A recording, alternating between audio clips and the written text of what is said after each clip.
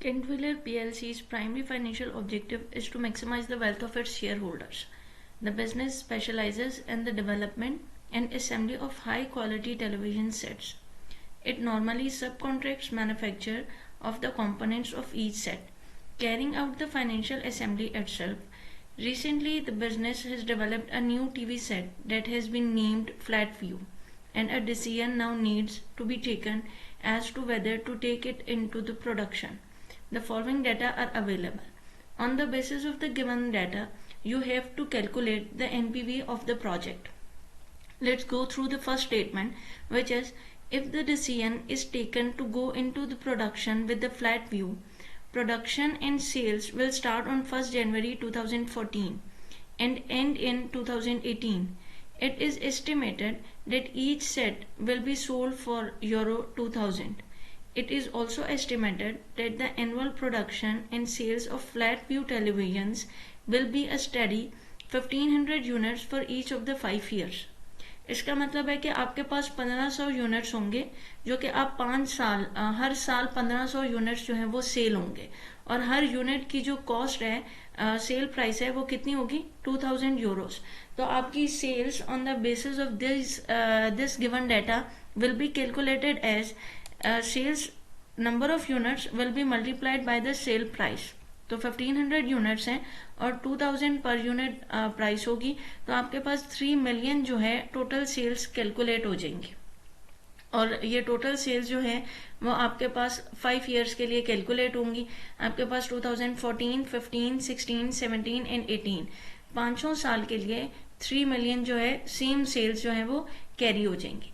अब second statement is that development and market research in relation to the flat view were undertaken during 2013. The cost of these totaled 3 million. It is the business policy to write off all such costs against profits as they are incurred.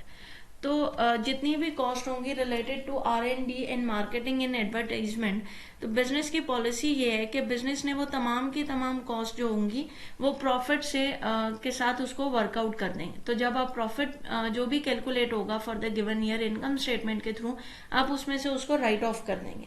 तो इसलिए फिर हम NPV को calculate करने के लिए इस वाली जो एक्सपेंस को कंसिडर नहीं करेंगे. Next is that the assembly of the flat view would take place in premises leased specifically for the assembly work. Separate from the business main premises, the directors believe that suitable premises could be leased at an annual rent of 4,50,000 euros payable annually in advance. अब इसका मतलब ये हुआ कि आपने जो flat view screens को formulate करना है, उन स्क्रीन्स के लिए आपने प्रेमिसेस जो हैं वो उन स्क्रीन्स को असेंबल करने के लिए प्रेमिसेस लीज पे लेने, और उसकी जो लीज पेमेंट होगी 4,50,000 यूरोस आपने एनुअली एडवांस में पे करनी है.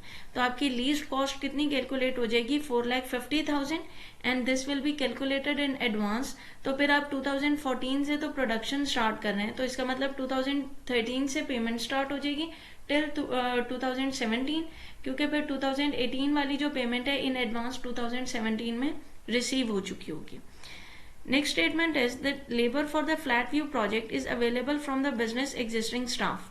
If the project is not undertaken, the staff involved will be declared redundant on 31st December 2013 and paid a total of euro 2,50,000 in compensation at that time. इसका मतलब है कि जो आपके पास ऑलरेडी अवेलेबल स्टाफ है आप उसी को यूटिलाइज करोगे for the purpose of the production of flat view project. अब उसने कहा कि अगर उसी स्टाफ को आपने कैरी करना है तो फिर आप रिडंडेंसी पेमेंट जो है वो उनको नहीं पे करोगे 2,50,000 वाली. अगर आप स्टाफ को कैरी नहीं करते हो तो आप 2,50,000 पे करोगे. अगर आप स्टाफ को कैरी कर लेते हो तो फिर आप उसको 2,50,000 नहीं पे करोगे.